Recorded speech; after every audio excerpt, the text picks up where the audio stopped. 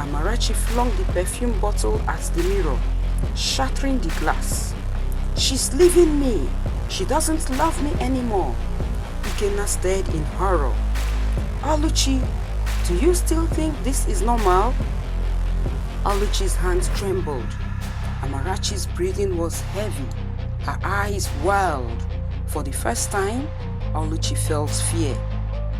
Ikenna took a deep breath. "This girl needs help.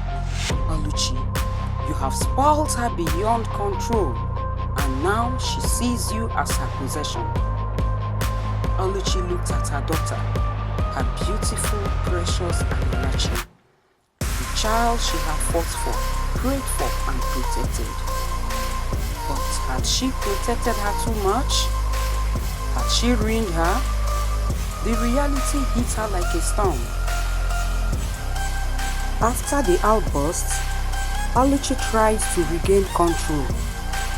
She attempted to set boundaries, but Amarachi resisted fiercely. One morning, Oluchi told Amarachi she would start spending more time with her father. "You are growing up, my love. You need to be independent," Oluchi said gently. Amarachi's face hardened. "Are you trying to push me away?" "No, but you can't always be with me."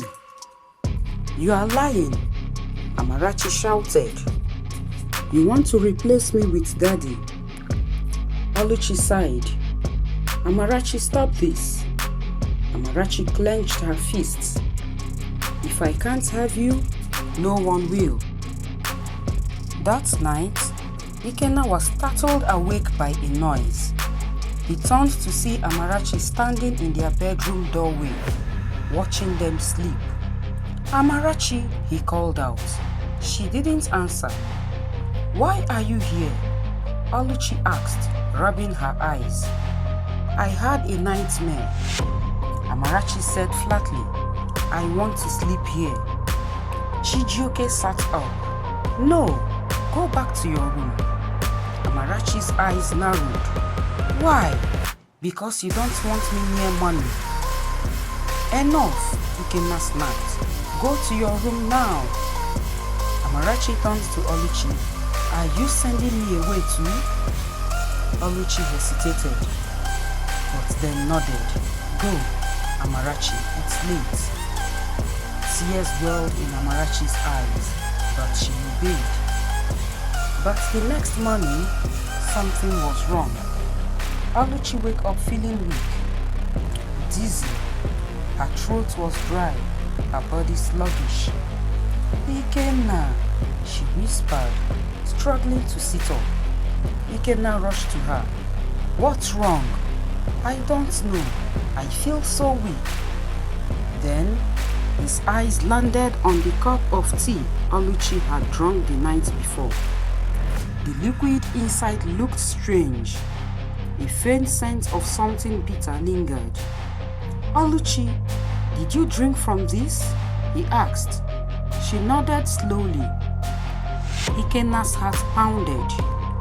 He turned toward the door, where Amarachi stood, watching them with an eerie calmness. "Amarachi," he said carefully, "did you put something in your mother's tea?" Amarachi tilted her head. "She was trying to leave me," she said softly. "I had to make sure she stayed." Ikenna's blood ran cold. This wasn't just obsession anymore. This was dangerous. Ikenna's heart pounded as he stared at Amarachi, her calm expression sending a shiver down his spine. "Amarachi," he said, forcing his voice to remain steady, "what did you put in your mother's tea?" Amarachi smiled faintly. "Just something to make her weak. I didn't want her leaving me again." Oluchi's breath hitched. "Amarachi, you did this to me?" "You don't understand, Mommy." Amarachi took a step closer. "I love you. I need you. You are mine." Ikenna lunged at her, grabbing her by the shoulders. "Are you out of your mind?" he roared. Amarachi didn't flinch. She simply stared at him, unbothered. "Why are you shouting? I didn't hurt her. I just wanted her to rest with me." Ikenna felt rage bubbling inside him. "You need help." Amarachi scoffed. "Help? I don't need help. You're the problem, Daddy. If you weren't here, Mommy wouldn't have to divide her love." Ikenna's blood ran cold. "What are you saying?" Amarachi tilted her head. "I'm saying it would be better if you were gone." The room went deathly silent. Oluchi, still weak, struggles to sit up. "Amarachi, what are you talking about?" Amarachi's gaze softened when she looked at Oluchi. "Mommy, I love you more than anyone, but Daddy keeps coming in between us. If he's gone, things will go back to how they were." Ikenna tightened his fists. "You want me dead?" Something flickered in Amarachi's eyes. Ikenna's words seemed to trigger something, a new thought, a new possibility. Her lips curled into a slow smile. I never thought of that before, Daddy." She stepped back, her eyes suddenly gleaming with a dangerous glint. "But now that you have mentioned it, maybe you're right." Oluchi gasped. "Amarachi, what has gotten into you?" Amarachi's expression was eerily calm. "Nothing, Mommy. I just realized something. If Daddy is the only thing stopping us from being happy, then maybe..." She trailed off, but the message was clear. Ikenna took a step toward her. "Amarachi, don't even think about it." But she was already thinking about it. And in her twisted mind, she had just found the perfect solution. Amarachi's mind worked fast. She had never considered harming her father before, but now the idea rooted itself in her thoughts. That night, while Oluchi and Ikenna slept, Amarachi sat awake, staring at the ceiling. If Daddy was gone, Mommy would be hers again. No more rules, no more interference, just the two of them, like before. The next day, she started acting strangely affectionate toward Chijioke. "Daddy, I'm sorry for yesterday," she said sweetly. "I was just upset. I don't want us to fight anymore." Ikenna eyed her suspiciously, but sighed. "I hope you mean that, Amarachi." "I do, Daddy. Let me make it up to you. I'll cook your favorite meal tonight." Oluchi smiled, relieved. "That's my girl. I'm glad you're making peace." But Ikenna remained uneasy. Something in Amarachi's eyes unsettled him. Later that night, Amarachi prepared dinner, humming softly as she stirred a steaming pot of soup. When no one was looking, she reached into her pocket and pulled out a small packet of white powder, rat poison. Her hands trembled slightly, but she steeled herself. "It's for the best," she whispered, sprinkling it into Chijioke's plate. At the dining table, she served him first. Just as he was about to take the first bite, a loud crash startled them. Oluchi had accidentally knocked over a cup. As she bent down to pick it up, her gaze landed on Amarachi's plate, completely untouched. Her stomach twisted. Amarachi never served herself last. Something was wrong. "Amarachi, Oluchi said cautiously. Why aren't you eating? Amarachi froze. I was about to. Ikenna lowered his spoon. He noticed her sudden nervousness, the way her hands clenched the table edge. His heart stopped. Amarachi, he said slowly, did you do something to my food? Amarachi's eyes darted to Oluchi, then back to Chijioke.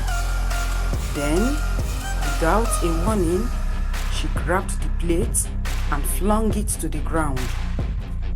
You should have just eaten it, she screamed. Oluchi gasped. Oh my God!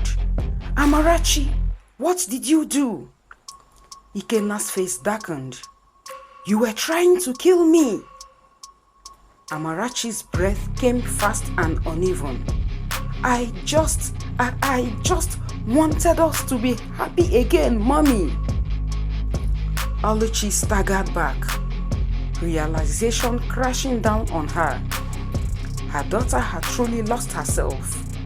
And now, she didn't just want her father out of the way, she wanted him dead. The silence that followed Amarachi's outburst was deafening. Oluchi's hands trembled as she stared at her daughter, her precious child, the one she had loved and protected more than anything. Ikenna's jaw clenched. You were really going to kill me, weren't you? Tears welled up in Amarachi's eyes. I didn't want to, but you forced me. You made Mommy stop loving me. Stop it! Oluchi cried, her voice breaking. Amarachi, what have I done to you? Amarachi turns to her mother, desperation in her eyes. You didn't do anything, Mommy. It's Daddy's fault. He ruined everything. If it were just us, things will be perfect again. Ikenna took a deep breath, his voice shaking with controlled anger. This is the result of your overindulgence, Oluchi. I warned you. Everyone warned you. Oluchi's heart shattered as she fell to her knees. Oh God, what have I done? Amarachi rushed to her, wrapping her arms around her tightly. Don't cry, Mommy. I love you. It's just you and me now. But for the first time, Oluchi didn't feel warmth in her daughter's embrace. She felt trapped. Ikenna picked up his phone. She needs help. Oluchi, whether you want to admit it or not, Amarachi is sick. Amarachi's grip tightened. No, Mommy.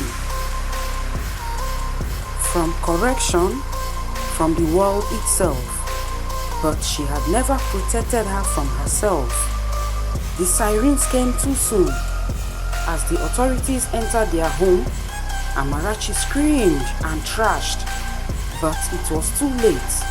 She was taken to a psychiatric hospital for evaluation, where doctors diagnosed her with a severe attachment disorder and unhealthy obsession. Oluchi watched, tears streaming down her face, as Amarachi was led away in restraints. And as her daughter's wails echoed through the halls, Oluchi realized the painful truth. The bond that had once united them had destroyed them instead. Moral lessons. Overindulgence can be destructive. Parental love should be balanced with discipline. Ignoring warnings can lead to tragedy. Unhealthy attachments can be dangerous. Parents should set boundaries. Mental health should not be ignored. A family must work together in parenting. Love should not be blind. As always, this is African Tales by Mama Yaj. Please like, subscribe, and share. See you next time. Thank you.